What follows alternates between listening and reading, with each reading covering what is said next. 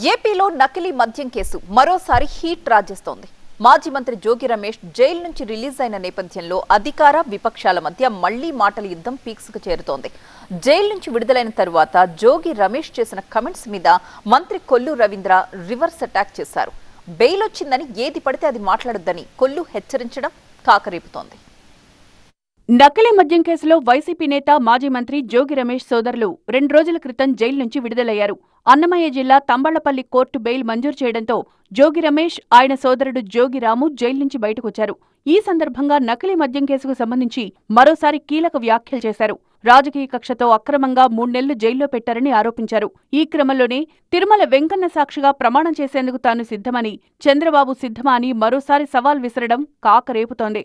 ఒక అక్రమ కేసులో నిర్బంధించి 3 కారాగారాల్లో ఒక సామాన్య ఖైదీలాగా ఎన్ని ఇబ్బందులు పెట్టారో చంద్రబాబు నాయుడు, లోకేష్ దమ్ముంటే సిబిఐ ఎంక్వైరీ ఏమని చెప్పా, లైట్ డిటెక్టర్ టెస్ట్ అయినా సిద్ధమని చెప్పా. తిరుమల వెంకన్న స్వామి సన్నిధికి వస్తే నీ భార్యా బిడ్డలతో వస్తే నా కుటుంబ సభ్యులతో వస్తా, ప్రమాణం చేస్తానని చెప్పా. జోగి రమేష్ కామెంట్స్ కు ఏపీ ఎక్సైజ్ శాఖ మంత్రి కొల్లు రవీంద్ర కౌంటర్ ఇచ్చారు.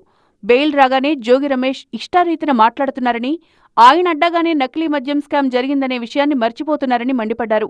ఏపీ ప్రభుత్వాన్ని అప్రతిష్టపాలు చేయాలని చూసిన వైసీపీ నేతలు తగిన మూల్యం చెల్లించుకోక తప్పదని కొల్లు రవీంద్ర హెచ్చరించారు.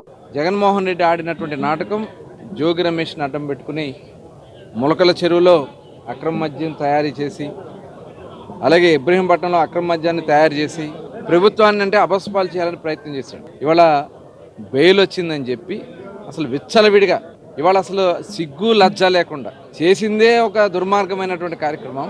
ఈరోజు బెయిల్ వచ్చిందని చెప్పి నానాయాగి చేసి పోలీసుల మీద కూడా దాడి చేసి ఇవాళ సిగ్గు లజ్జ లేకుండా ప్రవర్తిస్తూ ఉన్నారు.